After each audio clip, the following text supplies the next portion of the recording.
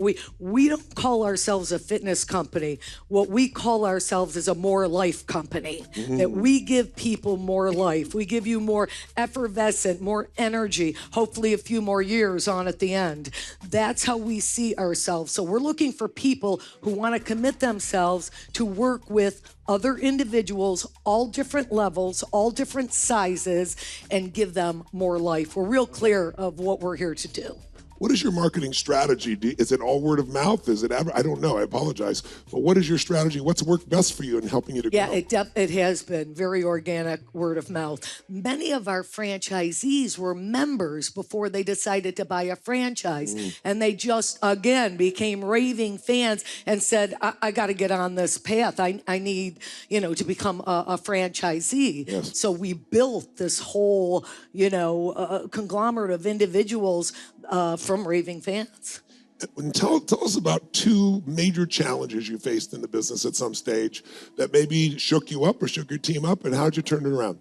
The first year of franchising, so there's myself and our two partners, franchising or duplicating any business, and Danny, you know this, is about people, the processes, and of course the program or the product.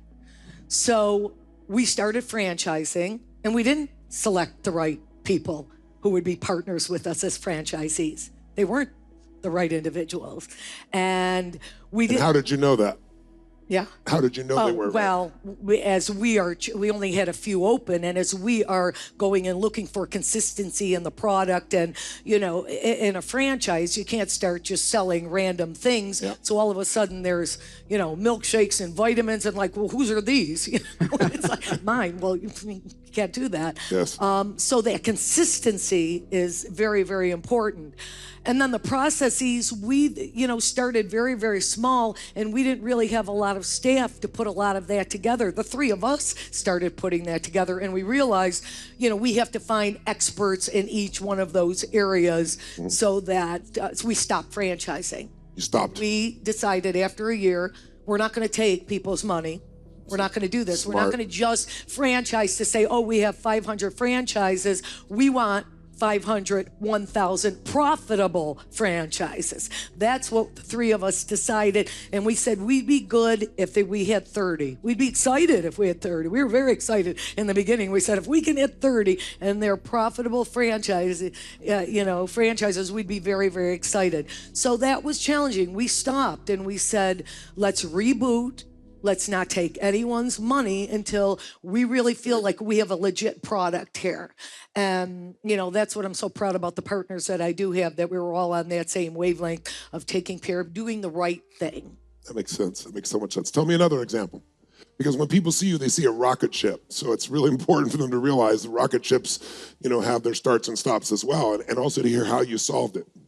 Yeah, I think that... we're in the people business. So what's tough in growing pains in a company is when you start small, okay, and you've got certain people that are managing certain areas, and we're 8 years old. We have 1,100 studios. We have 450 studios in the works of, getting leases signed, so on and so forth. Yeah. We're in 23 different countries. The workout's done in 8 different languages. So that very quick growth in 8 years, you may have certain people heading certain areas or departments in your company that it's kind of outgrown who they are. And that's, I take it very much to heart with you people who have committed with us from the beginning in the company, and we try frantically to find the right seat on the bus for them. Yes. But sometimes it is not the one that they came in the beginning, and sometimes that's a little stressful.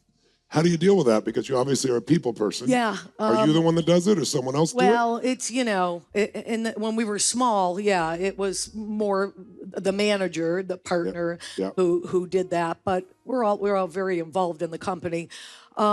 We try relentlessly to find the best seat in the bus for them. Yes. And we have individuals who are still with us who maybe shifted the seat one over or back and readjusted. And those that just resisted and was like, no, I could take this where it needs to go. We support them in every which way, but sometimes Yeah. you have to change the seat. What is your culture, and how do you keep that scaled across 1,500 centers almost now? Yeah, the culture is really a. And how do you define culture? I like your definition, if we may. Well, I think for us, it really was, it came from our small footprint and really making sure that it's funny when I hear you overextend, produce for the Over-deliver. member coming in. They're coming in for a fitness product and we're giving them all this individualized attention, all this technology. So, we have a lot of events that we pull together to keep the group very, very tight.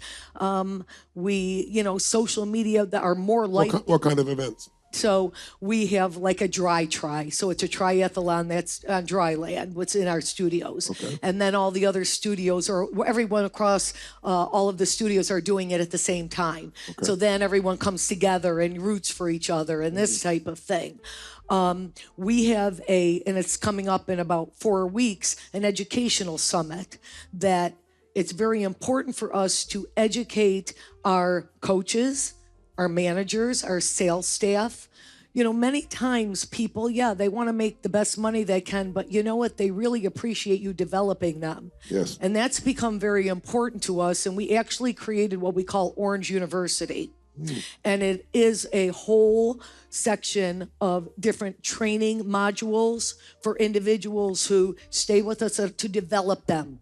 So you've got someone who's a college that comes in as a manager, and we want, if you're going to stay with us or not, we want to develop you.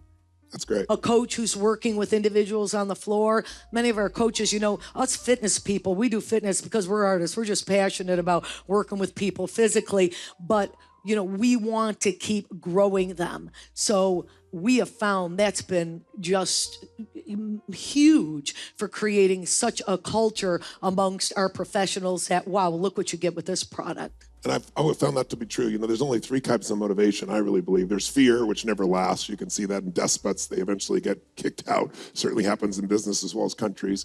There's the idea of incentives. Incentives are wonderful, but you can only incentivize so much and still have a margin. And if you only reward people for what they do, then pretty soon they don't even feel good about themselves because I'm doing it to get something, very much like the tip description that you gave, Danny.